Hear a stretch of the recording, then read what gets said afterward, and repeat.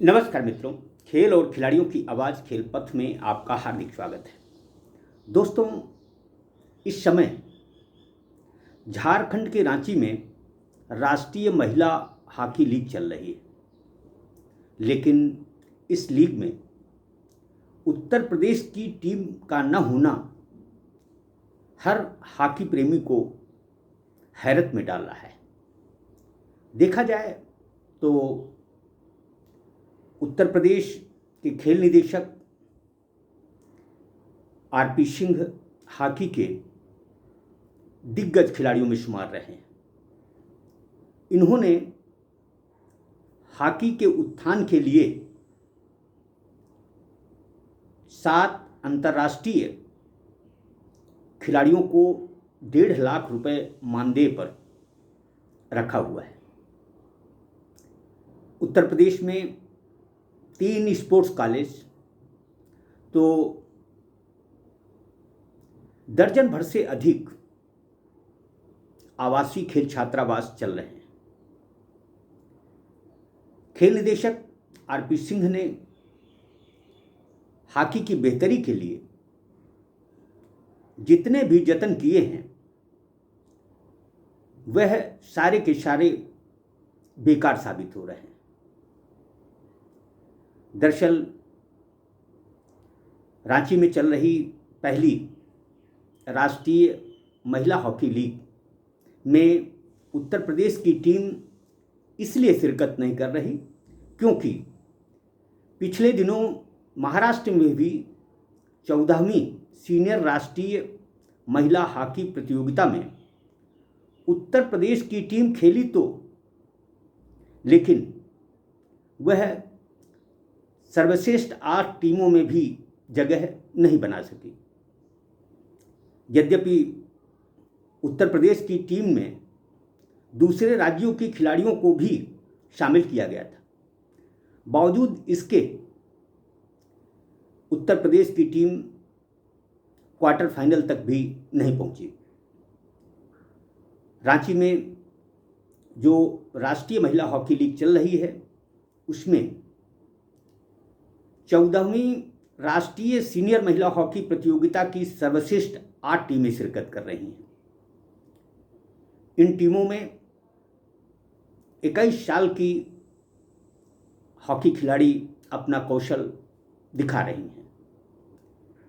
Hockey प्रेमियों का कहना है कि उत्तर प्रदेश में जब अंतर्राष्ट्रीय खिलाड़ियों की एक पलटन हॉकी के उत्थान के लिए लगाई गई है, ऐसे में यदि उत्तर प्रदेश की टीम मेडल जीतना तो दूर, राष्ट्रीय प्रतियोगिता खेलने की पात्रता ना हासिल कर सके, इससे हैरत की बात और क्या हो सकती है। देखा जाए तो उत्तर प्रदेश के अंशकालिक प्रशिक्षकों को जहां समय से मानदेय नहीं मिल पा रहा, वहीं 1.5 लाख रुपए मानदेय पर उन दिग्गज खिलाड़ियों को हॉकी की सेहत सुधारने के लिए रखा गया जो कि खुद लाचार हैं, खुद चलने फिरने में असमर्थ हैं। 1-2 लोग इसका अपवाद हो सकते हैं। अब सवाल ये उठता है कि जब उत्तर प्रदेश की खेल निदेशक हॉकी की बेहतरी के लिए इतने प्रयास कर रहे हैं, बावजूद उत्तर प्रदेश की टीम राष्ट्रीय स्पर्धाओं में शिरकत करने से वंचित हो रही हो, तो फिर यह पैसा क्यों और कैसे जाया हो रहा है, यह सबसे बड़ा सवाल है। जो प्रदेश अपने अंशकालिक मानदेय प्रशिक्षकों को 25,000 रुपये मासिक मानदेय नहीं दे पा रहा हो, मानदेय देने के नाम पर बजट खत्म हो गया है, इसका बखान कर रहा हो, ऐसे में सहज अंदाजा लगाया जा सकता है कि उत्तर प्रदेश खेलों की दिशा में किस तरह और कैसे आगे बढ़ रहा है। उत्तर प्रदेश ऐसा पहला राज्य है जहां लगता ही नहीं कि कोई खेल मंत्री है। अधिकारी जितने भी आते हैं घोषणाएं करते हैं। मुख्यमंत्री योगी आदित्यनाथ जी को गलत जानकारी दी जाती है। उन्हें बताया जाता है कि सब कुछ ठीक ठाक चल रहा है। क्योंकि अधिकारी कमीशनखोरी में लिप्त हैं, प्रतियोगिताओं में खेला करते हैं, ऐसे में एक कहावत आपने सुनी होगी कि जाके फटे न पैर बेवाई व का जाने पीर पर आई। दरअसल जब खेल अधिकारी मस्त हैं, आर्थिक रूप से मजबूत हैं, ऐसे में उन्हें अंशकालिक मानदेय प्रशिक्षकों की सुध क्यों आएगी। जब प्रशिक्षकों के मानदेय की बात आती है, उनके मानदेय में बढ़ोतरी की बात आती है, तो खेल निदेशालय कंगाल हो जाता है। सवाल सिर्फ इतना है कि क्या जिस तरह की व्यवस्थाएं हैं, जिस तरह की घोषणाएं उत्तर प्रदेश के अधिकारी करते हैं, उन पर अमल कितना होता है, इसका विवेचन भी करना जरूरी है। देखा जाए तो उत्तर प्रदेश में प्रमुख सचिव खेल, खेल निदेशक और कुछ संयुक्त खेल निदेशक, उप निदेशक जैसे पदों पर काबिज हैं।